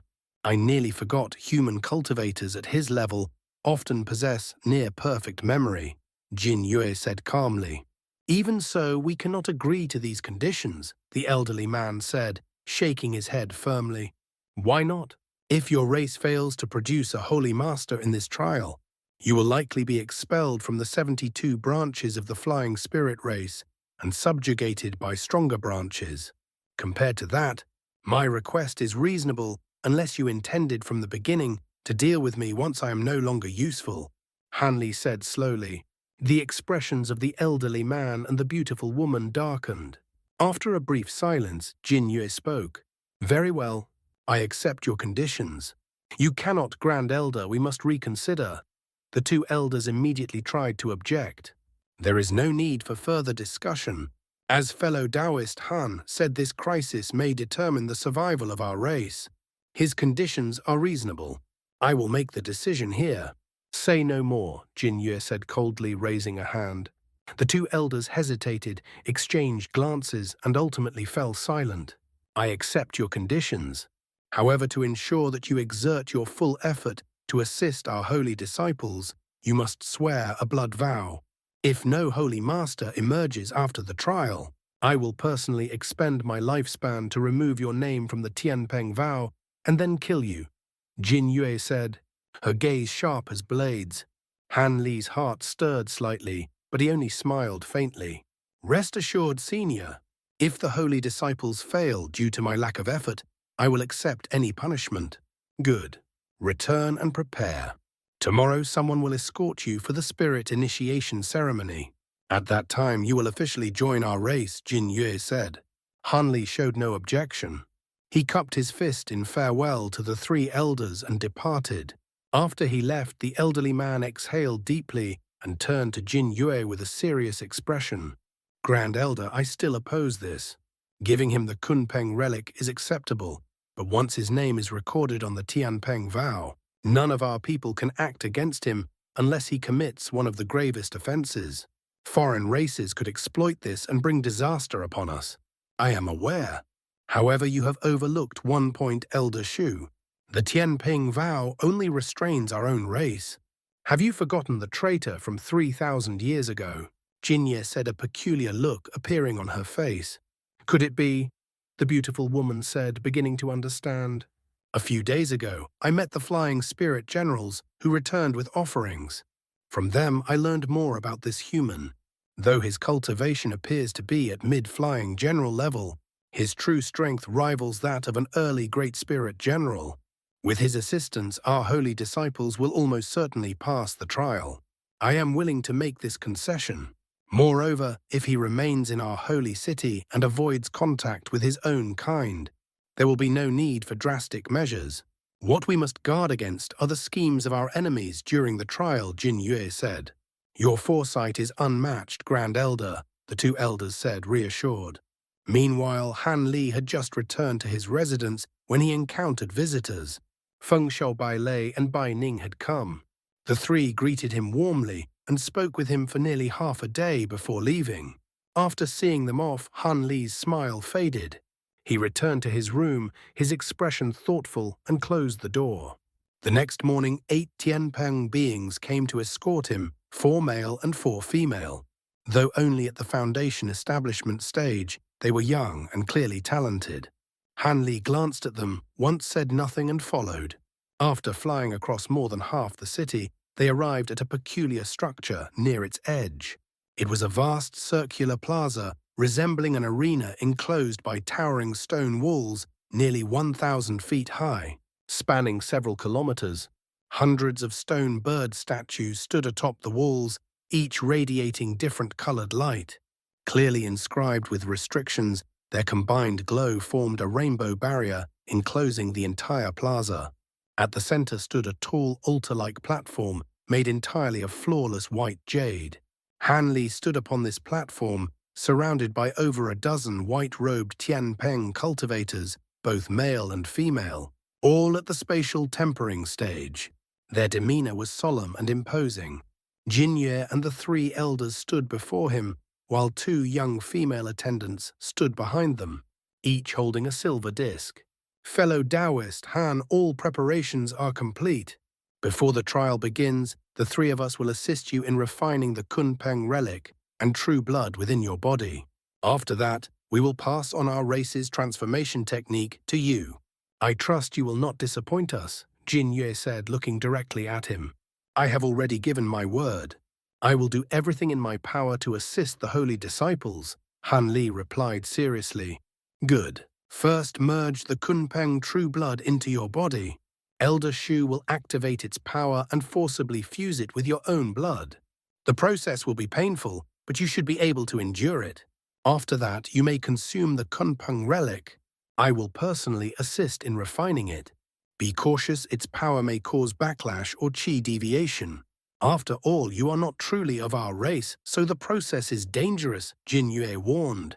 Han Li nodded. Satisfied, Jin Yue gestured. One of the attendants stepped forward respectfully and presented the silver disc. Jin Yue glanced at it indifferently and flicked a finger. White light flickered, then faded, revealing a small azure vial no larger than a thumb.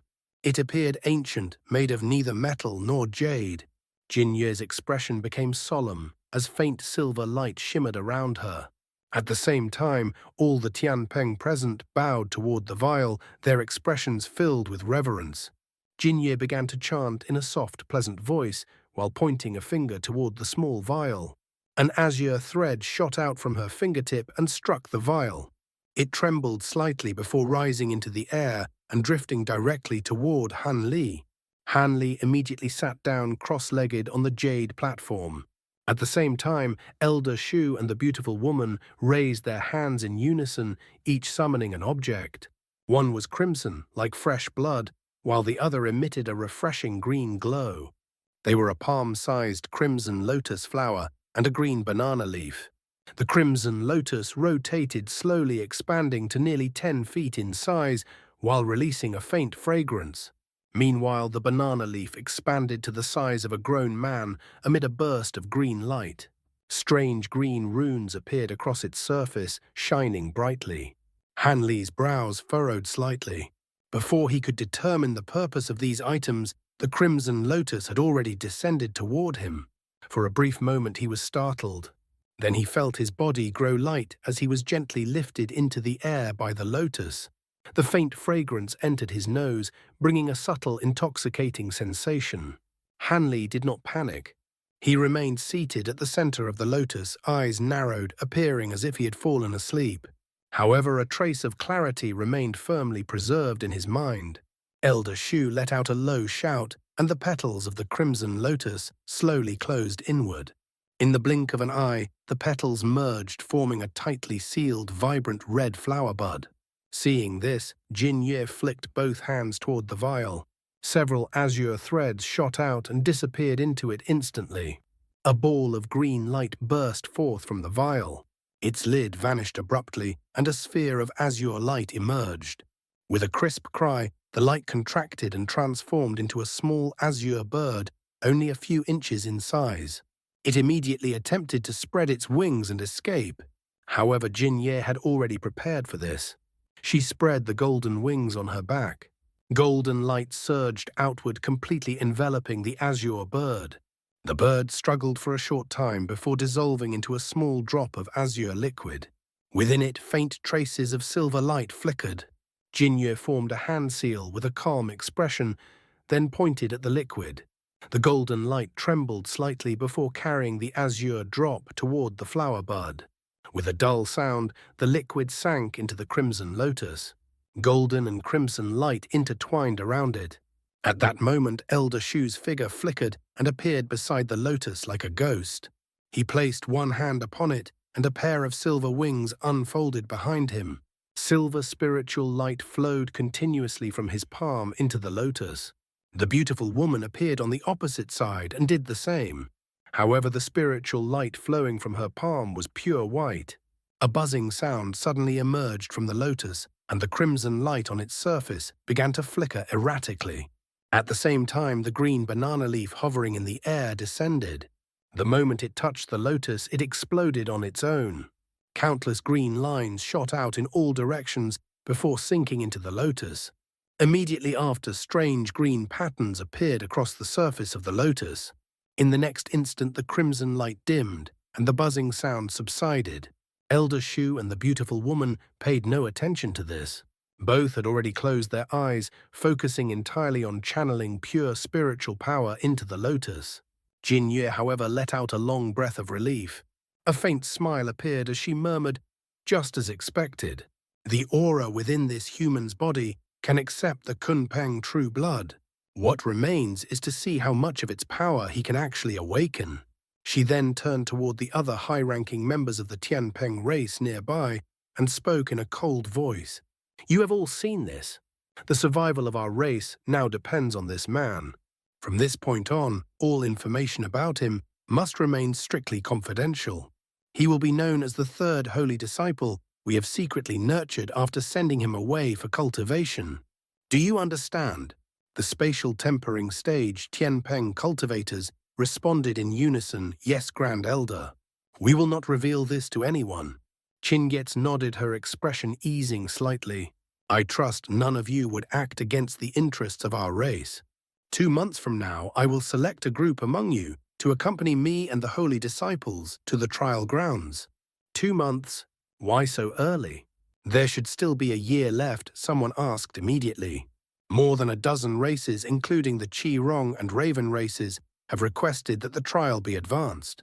Although our elders opposed it strongly, the decision was passed by majority vote, Jin Yue replied calmly.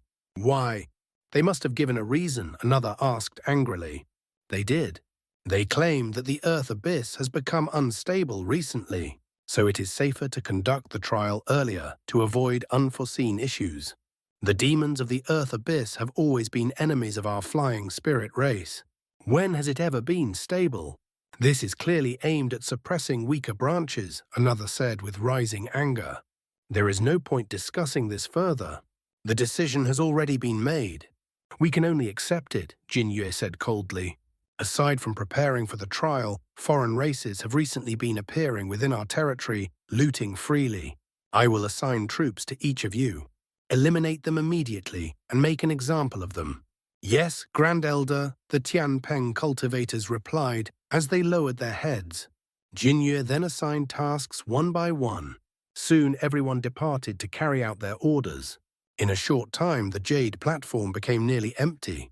Only Jin Yue, the 2 elders, and the 2 servants behind her remained. Jin Yue turned her gaze toward the Crimson Lotus. The 2 body integration stage elders continued pouring spiritual power into it, and the lotus had grown even larger. At the same time, the green patterns on its surface flickered as if alive. Jin Yue suddenly reached toward the silver disc held by one of the servants. A white bead flew out and landed in her hand. She held it between her fingers and examined it closely. A trace of surprise appeared on her face. Which Grand Elder left behind this relic? She asked. It belongs to the 9th Grand Elder. As per your instructions, we selected the one that had been stored the longest. Most of its power should have dissipated, the servant replied respectfully. The 9th Grand Elder, Hong Yun, the one who created the awakening technique but died after losing his sanity. Jin Yue's expression shifted slightly. Yes, this relic contains not only his Kun Peng power, but also a trace of his residual spiritual sense. Consuming it may cause adverse effects. That is why it has been sealed away until now. If you think it unsuitable, I can replace it immediately, the servant said uneasily. There is no need. This will suffice, Jin Yue replied, her expression returning to normal as she turned back to the lotus. At this moment, the green patterns on the lotus twisted and distorted. The entire flower began to swell and bulge. 2 days later, above the jade platform, a massive azure bird flew through the sky, leaving behind streaks of after-images. Arcs of golden lightning and azure light flickered across its body. Suddenly it halted and slashed forward with its talons. 10 white claw projections shot through the air, carving faint marks into space before vanishing. It then flapped its wings. A vast surge of azure light spread outward, transforming into countless wind blades that covered an area over 1,000 feet wide. A loud explosion followed as the bird opened its beak and released balls of golden lightning. They collided and turned the space ahead into a sea of lightning. With a sharp cry, the bird vanished into a violent gust of wind. Moments later, it reappeared high in the sky. Surrounded by halos of azure light, its body expanded rapidly from 10 feet to over 1,000 feet in an instant. With wings spread wide, it cast an immense shadow over the entire jade platform. The 3 figures below were visibly startled. Grand Elder, did you truly only give him the incomplete relic from the ninth Elder? Elder Shu asked in disbelief. Do you think I fed him some miraculous elixir? Jinye replied coldly, her expression darkening. I would not dare. It's just, he has grasped the manifestation technique too quickly. And this true form, it surpasses many great spirit generals. Is he truly human? Elder Shu said with doubt. You are the one who infused him with the Kun Peng true blood. You should know best whether he belongs to our flying spirit race, Jin Yue said. After a pause, she added, Still this result is unexpected. Perhaps the Kun Peng feather and true blood have already altered his constitution. That is reasonable, the beautiful woman said quietly. Elder Shu, however, remained unconvinced, his expression still filled with doubt. Jin Yue offered no further comment on the matter. At that moment, the giant bird in the sky suddenly drew in its wings, its immense form rapidly shrinking back to its original size amid a flash of azure light. A sharp cry rang out from its beak. Spiritual light surged, and in the next instant a half-naked man appeared in its place. He formed a hand seal, then slowly descended toward the jade platform, his entire body wrapped in a layer of azure radiance. Jinye narrowed her eyes as her gaze settled on the man's chest. There, an azure bird image could be seen lifelike and faintly shimmering with spiritual light. This man was none other than Han Li, who had fused the Kun Peng true blood into his body and refined the Kun Peng relic. The image on his chest signified that he possessed genuine holy blood and had fully activated it. Similar images could be found on most holy disciples. With this mark present, even if other races discovered that he was not a true Tian Peng, they would likely find it difficult to produce any valid reason to bar him from the trial. Jin Ye exhaled softly, using this thought to reassure herself. In contrast, Elder Shu and the beautiful woman both felt a sense of dissatisfaction upon seeing the image on Han Li's chest. He was human, yet he possessed a true holy image that even many high-ranking members of their race did not. This was not an easy matter for them to accept. Golden and silver light flashed as a set of robes formed over Han Li's body. He descended before the three elders, cupped his fist in salute and said, Thank you for your assistance, seniors. I have gained some proficiency in manifestation techniques. Please correct me if there are any mistakes. His tone was calm and respectful. Your manifestation technique is already sufficient. There is nothing more for us to teach, Jin Yue replied. Return for now. In 2 months, I will take you to the trial grounds. I will also bring you a replica scroll of the Tian Peng vow, so you can inscribe your name. During this period, you may move freely within the holy city, but do not leave it. One more thing. Although you have refined the Kun Peng replica, some residual baleful aura may remain.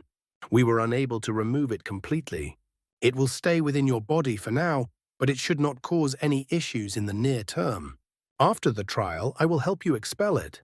Han Li's expression shifted slightly upon hearing this, but quickly returned to normal. I understand. I will be present for the trial in 2 months. Kongets nodded, recognizing that this was his signal to depart. Han Li offered another salute before departing as a streak of azure light. The 3 elders watched him leave. None of them spoke, but each wore a different expression. Jinye gazed upward, her face calm and unreadable, while the other 2 elders appeared lost in thought.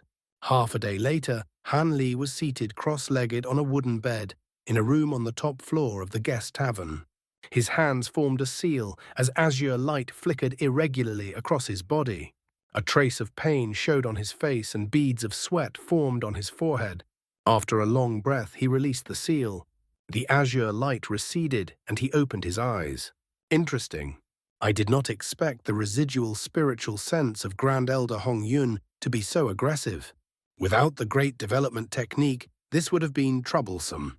Fortunately, it has lost its spiritual nature. I can seal it for now and refine it gradually, Han Li murmured.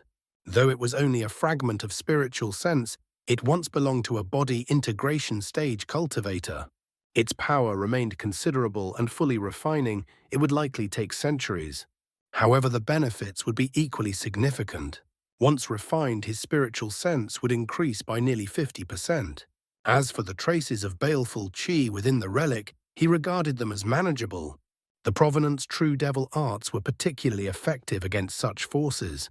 After a brief pause, Han Li swept a hand across his lightning robe. With a thunderclap, the robe dissolved into countless arcs of golden and silver lightning that re-entered his body. This revealed the azure bird image on his chest. Huh. Tian Peng image. More like an awakening image.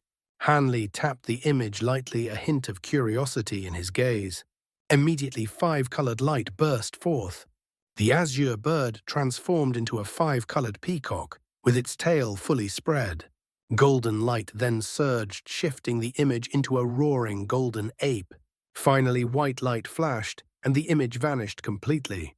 Had Jin Yue and the others witnessed this, they would have been deeply shocked. A true holy image was not meant to change forms, let alone disappear at will. Normally, once formed, it remained unchanged for life. Han Li, however, appeared satisfied. I have already grasped 3 mantras of the 12 awakening transformations. Without the true bloods of the 5-colored peacock and the giant mountain ape, I cannot fully transform into those forms, but even so, this technique is formidable, he said quietly. This cultivation art had been unintentionally obtained from refining Hong Yun's residual spiritual sense. In theory, it allowed transformation into 12 types of true spirits. Its potential was extraordinary. If fully mastered, even true immortals might be forced to take him seriously. Of course, that remained a distant possibility. Even with full mastery, he would only inherit a fraction of the true spirit's power. Although the true dragon and heavenly phoenix were among the 12 forms, he had yet to obtain their mantras. These were hidden deeper within the residual sense, and their acquisition would take time.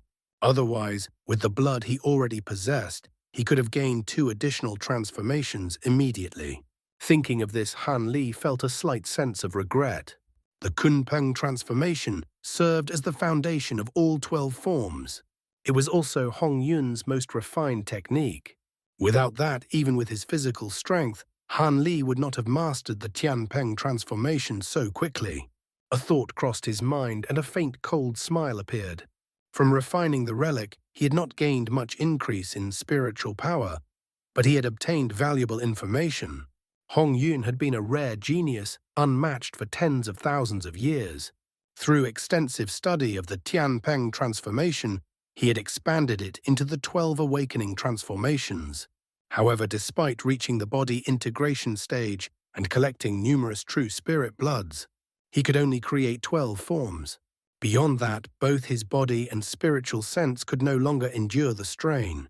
He was ultimately driven mad and perished due to backlash from the true spirit bloods. What puzzled Han Li was that before his descent into madness, Hong Yun had not passed these techniques on to the Tian Peng race. Han Li was unaware that during Hong Yun's time, the Tian Peng race had been at its peak. Hong Yun had risen to power through this cultivation art and guarded it closely as his greatest secret. The other elders only knew of a technique called the awakening arts. They knew nothing of its true nature. After Hong Yun's death, its secrets were lost. As for why the awakening arts were embedded within the relic, that remained uncertain. It may have been done unintentionally during his madness, or perhaps in a final moment of clarity before death. Han Li did not dwell on it. Since the technique had come into his possession, he had no intention of returning it. If he did, the elders would likely seek to silence him rather than reward him. He would not take such a risk. After careful consideration, a faint smile returned to his face. Aside from obtaining the Kunpeng True Blood and the awakening arts, he had gained another major benefit. The process had stimulated his body, allowing him to break through his bottleneck. He had now advanced to the late deity transformation stage. With the assistance of the true toad liquid, his cultivation would proceed smoothly. The 3 elders had only commented on his mastery of the Tian Peng transformation. They had likely noticed his breakthrough, but found it insignificant given their own cultivation level. Han Li closed his eyes briefly in thought, then produced a green jade vial. He poured out several pills and consumed them. Afterward, he resumed cultivation. Having just advanced, he needed to stabilize his foundation. A day later, Han Li left his residence in good spirits and headed toward the exchange center. It was the agreed date to meet the shopkeeper of the Myriad Lightning Shop. He intended to secure the azure shifting fruit and had no intention of missing the meeting. The journey was uneventful, but upon entering the shop on the 9th level, his expression darkened. What is the meaning of this? Why are they here? Was I not the only one you made an agreement with? The speaker was not Han Li, but a heavily bearded man clad in black armor. At that moment, aside from Han Li, 3 others were already present. Aside from the thin shopkeeper and the armored man who had just spoken, there was also a young man present. His features were refined and delicate, yet his expression carried clear dissatisfaction. Han Li quietly extended his spiritual sense toward them and discovered that both were early-stage spatial tempering cultivators. I never said I would bring only one person to help tame the spirit beast. If anyone wishes to leave, feel free. But if you do, don't even think about receiving my ice heart crystal purple light iron or azure shifting fruit, the shopkeeper said with a cold snort, rolling his eyes. The young man and the armored cultivator exchanged a glance upon hearing this.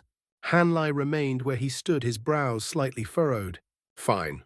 However, if one of us succeeds first in helping you tame the spirit beast, does that mean the other 2 will gain nothing? The young man asked. There is no need to worry about that. I never intended for you to act separately. All of you must release your lightning abilities together. Based on my experience, the power of a single person is far from sufficient. If the 3 of you succeed together, then each of you will receive the items I promised. The shopkeeper replied with a faint, cold laugh. Hearing this, the expressions of the young man and the armored cultivator eased, and neither raised further objections. The shopkeeper nodded in satisfaction, then turned to Han Li with a hint of surprise in his eyes. Brother Han, it has only been a few days since we last met, yet you have already advanced from mid-spirit general to late spirit general. That is quite remarkable. Congratulations. With this advancement, your lightning abilities must have improved as well, correct? Thank you for your praise, senior. I was merely fortunate. As for my lightning abilities, they have indeed improved somewhat, Han Li replied with a faint smile, his words only partially truthful. The armored man and the young man both turned toward Han Li, surprise evident in their eyes. Good. Since none of you object, follow me. I have hidden the spirit beast in a secluded place, the shopkeeper said. I have no objections.